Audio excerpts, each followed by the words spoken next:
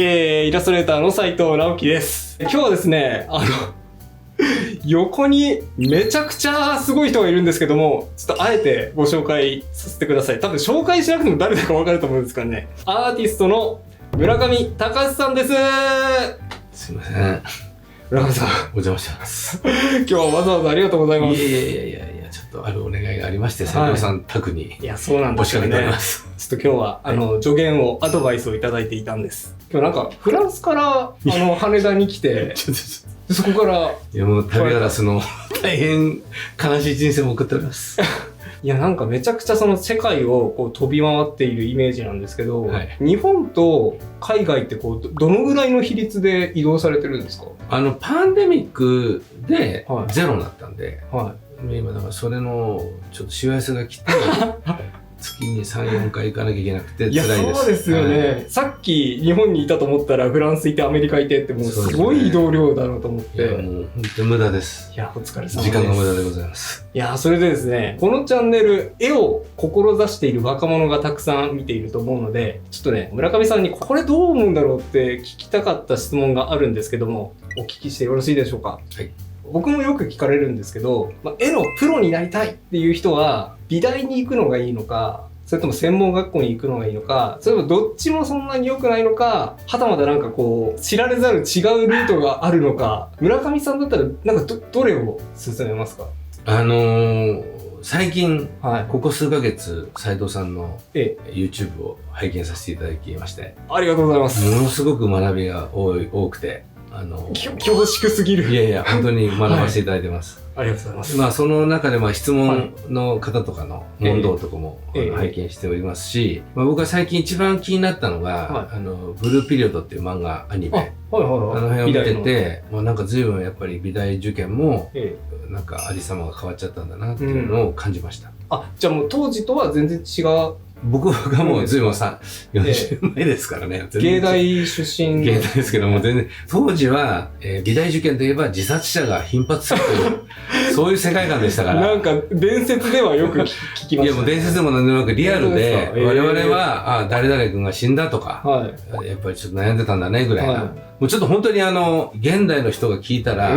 もういろんな問題が噴出せざるを得ないような言動、あと価値観、全く違ったと思います。まさにその時代に生きておられたっていうことですよね。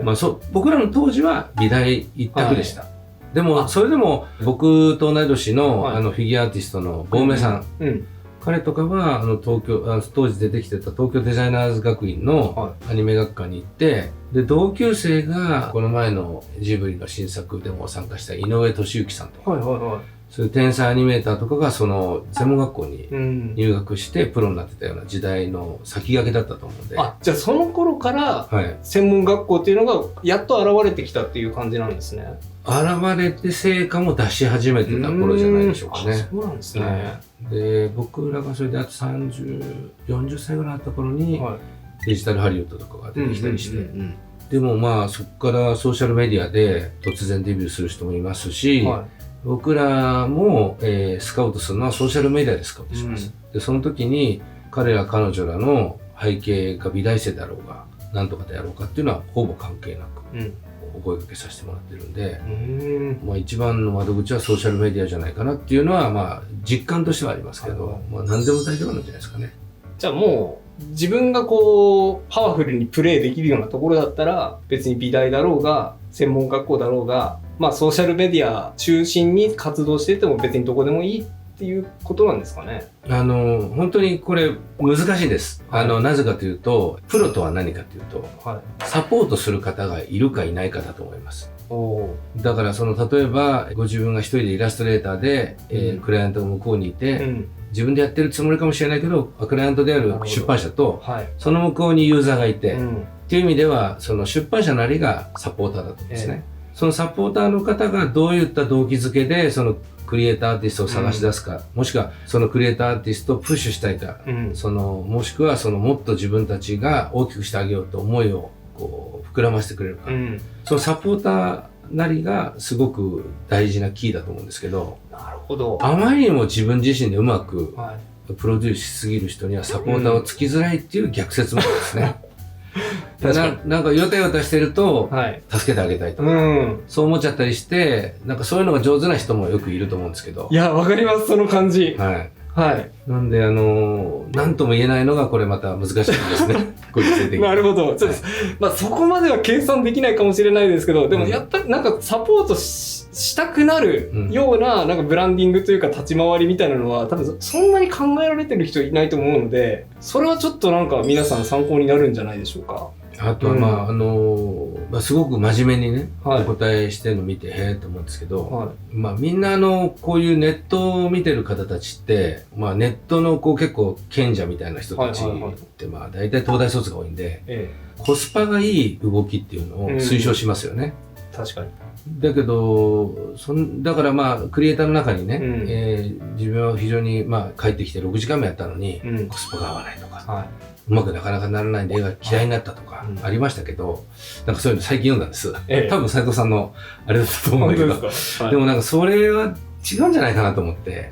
いや、まあ確かに、えそのコスパよく生きたかったら、うんアートの世界とか絵を描く世界ってもうコスパ悪すぎるじゃないですか。そうですね、うんだからまあ本当にお好きかどうかっていうのだけなのかなとうん思ったりもしますけど、まあ本当によく、まあ時代が変わってわかんないですけど、まあ一つだけ言えるのは執着心の強い人はまあ必ず生き残ってはいると思います。でも村上さんが今15、6歳ぐらいだとしたら、うんなんかどこ目指しますか？で僕はもうそもそもアニメーターになりたかったんで、あ、なるほど。アニメーターになるために自分で多分なんかチャカチャパカパカ動画みたいなの書いて、はいはい。投稿するんじゃないかなと。ちょっとその村上さんも見てみたいですけど。いやいやいや。